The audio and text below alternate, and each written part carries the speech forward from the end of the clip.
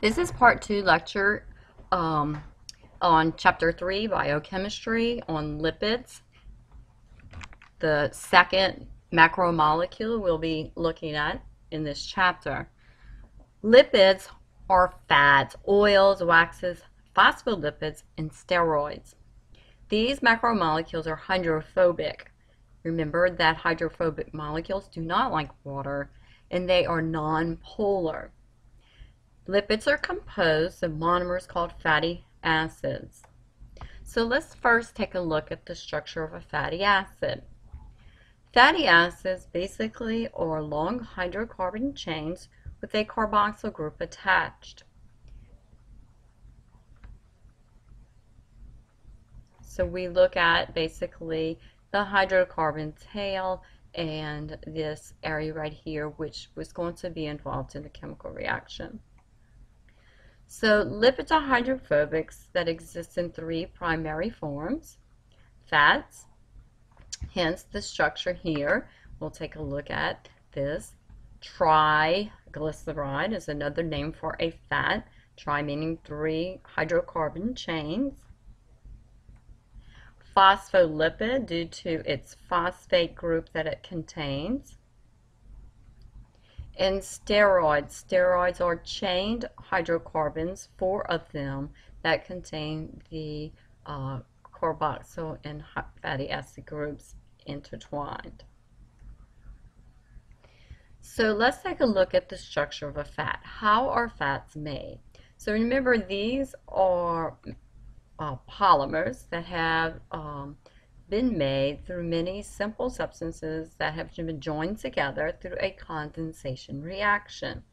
So another name for a fat is a triglyceride. So these 3 areas are what we're going to concentrate on for the tri part. The glyceride part has to do with the alcohol that is used to make it, glycerol. So remember, the alcohols have the OH group. Glycerol contains 3 carbons with the OH group attached.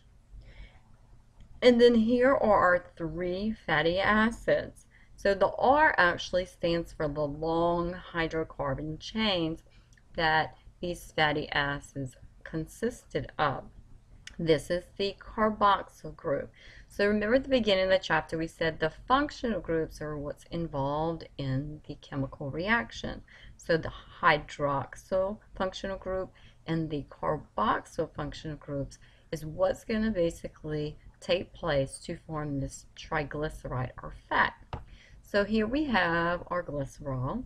The first carbon's hydroxyl group will have a chemical reaction with the hydroxyl group on this high fatty acid. And when we notice that the blue area, we look at H, H, and O. So we have this part coming off, water, and a chemical bond will form with this oxygen and this carbon here, and this H2O will be removed when this new bond is formed. The process repeats with the second carbon, the glycerol molecule. Another water molecule leaves, and same thing here, another water molecule leaves. So now we're formed with this triglyceride or this fat, and 3 water molecules have left. This was formed from a condensation reaction. We can also look at it. This is the fatty acid that I was telling you about, this long hydrocarbon chains that's going to be attached to the specific fatty acid. So when we look at this, we can kind of look at a ball and stick model. This would represent your 3 long fatty acid chains, and this would be the glycerol that formed that molecule. So what's the purpose of fats? Fats are used by living things for energy storage. So when we look at this fatty acid in this glycerol group, notice that those can be broken down by enzymes and actually used by the body, and some of it actually can be converted to fat and stored in cells for later use. When we look at the degree of fats, it actually comes in different forms. So we'll look at something called saturated and unsaturated fats. So it all has to do with, does it have a double bond between these little carbons or not? So saturated fats have all of their hydrogens are filled. So remember, carbon likes to bond with 4 different elements to fill. So we have 1, 2, 3, 4 different atoms that have bonds to each carbon in this long hydrocarbon chain. So therefore it is saturated with hydrogens. There are no double bonds between the carbons. So an example is palmitic acid, which is like palm oil. Oleic acid is an unsaturated fat. So let's take a look at this long hydrocarbon chain here. Notice we get here and we see a double bond. So this carbon actually only has 3 different elements added to it. So it is not saturated with hydrogen. Therefore, this double bond here actually will define a unsaturated fat. So here's an example of linoleic oil, another unsaturated fat that has 2 areas with double bonds. When we look at some physical properties of saturated versus unsaturated fats, saturated are mostly solid at room temperature, unsaturated or liquid at room temperature. So that's just kind of another little physical property that you can use to identify the difference between the types of fats. Another big thing in the health field now is the difference between something called a cis and a trans unsaturated fat and how the body actually processes those fats. So cis means, when you take organic chemistry, cis means basically the hydrogens attached or located on the same side as each other, whereas a trans, they are located on opposite sides of this double carbon bond. So trans fats are basically, are fats that we can process that are kind of bad for us. So that's why they're on our labels now. Whereas our good unsaturated fats, omega-3 fatty acids, are the ones we should be consuming more of in our diet. So of course, if you look at a store, any label, they're going to list saturated fats.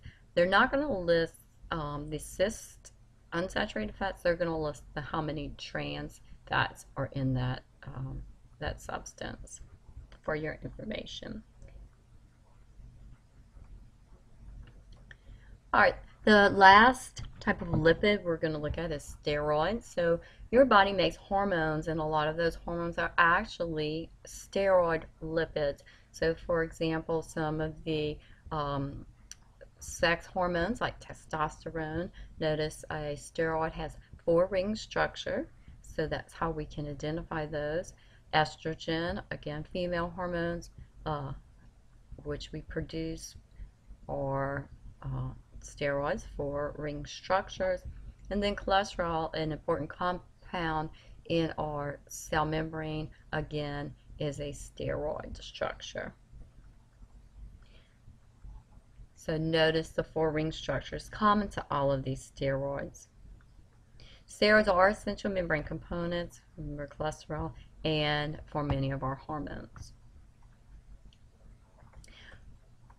So steroids are natural, but we do see designer steroids that are used in for sports.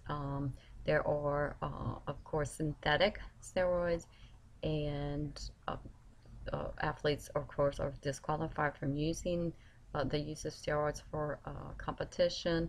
They do have some dangerous side effects, in especially males are the normal ones that use this, which is underdeveloped testes, and actually long-term use can produce sterility, which means basically no production of sperm, and you cannot have a baby. The last one is phospholipids. Phospholipids, notice the phospho part, contains a phosphate group. This group varies, and then 2 fatty acid nonpolar tails. The phospholipid head and the hydrophobic tails are the key components of our phospholipids. They are part of our cell membrane, and due to this structure, it actually determines what can enter our cell and what can leave our cells through the cell membrane. Okay, so if we kind of look at the little model here, this would be the phosphate, this is little fatty acid tails, and we put it in water. Notice that the phosphate head is attracted to water because it's polar, okay, it's hydrophilic, and the fatty acid tails are nonpolar, so they, of course, do not like water, and they flip to the other side. So when we look at our cell membrane, we actually have two layers. We call it a bilayer of phospholipids, and this is our watery outside of our cell. This is the watery inside of our cell. So when we look at the structural component of it, the two layers, the phosphate head is facing toward the outside of the cell, and then this layer, the phosphate head is facing toward the cell, and it makes the inside portion of our cell membrane hydrophobic. So when we look at molecules that pass easily through our cells, these are those that are hydrophobic molecules, or very tiny molecules can pass through, like water or oxygen or carbon dioxide. Okay, we're going to go ahead and go through the protein part. Our next lecture is on proteins, so you can stop here and go ahead and answer your questions on lipids, and then come back and you can fast forward to this area. This would be the next day for proteins. So what is a protein? Sometimes proteins basically are called polypeptides. These are the key elements of life. We make thousands and thousands of different proteins. Some of them are enzymes, some of them are structural components, and we'll take a look at some of those in just a minute. So these proteins are the key players of our cells. We make them in our cells on our ribosomes. The DNA of our body has a code for making the thousands of proteins that are necessary for us to survive. So when we look at enzymes, these are biggies. These help in chemical reactions. They quicken our reactions. They break bonds. They add substances to our molecules. So for example, one of them is salt sucrase. Notice ASE, enzymes end in ASE, and most of them, the substance that's going to break down is the beginning of the word. So for example, sucrose, our table sugar. Sucrase breaks down table sugar into the monomers, glucose and fructose. Others are hormones. Growth hormone, which stimulates our bone, is actually a protein that we make in our body. We'll look at proteins that are actually components of our cell membrane that help transport things in and out of our cell. But we also have some that are components of cells, such as the red blood cell contains a protein called hemoglobin that helps transport oxygen through our body. Some are contractile that help or move substances and contract our muscles, such as myosin and actin. Some are protective, healing against invaders. Fibrogen, which helps stop bleeding. Antibodies, which help kill our invaders. Structural components, keratin, part of our hair, collagen, cartilage, all of these are structural components of our body. Storage nutrients, albumin in, of course, birds' egg whites is a protein. Toxins in certain given off by certain animals that help with their defense. Communication, so sometimes we have glycoproteins that actually are attached to our cell membrane that are receptors on our cell surface that actually identifies our cells as that they belong in our body. Here's a picture, electron microscope of keratin, the protein in our hair. So when we look at all proteins, they're linked chains of amino acids. So again, the monomer group of all of our proteins are amino acids. So let's take a look at what an amino acid is made of. It's made of three things. The amino functional group, N2. It has a variable, here's our carbon backbone, a variable side chain of different hydrocarbons, and then all of them have something called a carboxyl functional group. So we have 20 different ones, and they all vary by this group right here. All amino acids have the amino group and the carboxyl group. So the 20 amino acids that we have in our body, again, are unique in their R group. So tyrosine, for example, has this R group. Glutamine has this R group. So when we look at these, sometimes we call them polypeptides. It's because when one amino acid is joined chemically to another amino acid through condensation reaction, notice hydroxyl group here, hydrogen here, come together, water is released, and a new chemical bond is formed here. Scientists give that bond that is formed between the amino acids a name. They call it a peptide bond. Therefore, this is where the word polypeptide comes from. Many peptide bonds that have linked different amino acids together through the condensation reaction. So this would be like an example of a polypeptide chain for simplicity purposes. Depending on what amino acid is placed in the structure will determine what protein that is made. So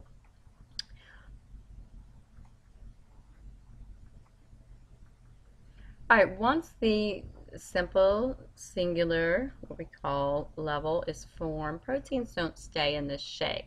So when proteins actually start forming shapes through different hydrogen bonding between each of the little amino acid units, we can get what we call primary structures is the alpha structure, okay? Then we can have folded structures, and then two of them can fold upon each other. So proteins are very complicated, and scientists are actually still trying to figure out some of the reactions that proteins have in our body. So we have primary, secondary, we call this tertiary, and quaternary shapes. All right, nucleic acids are last molecule of life.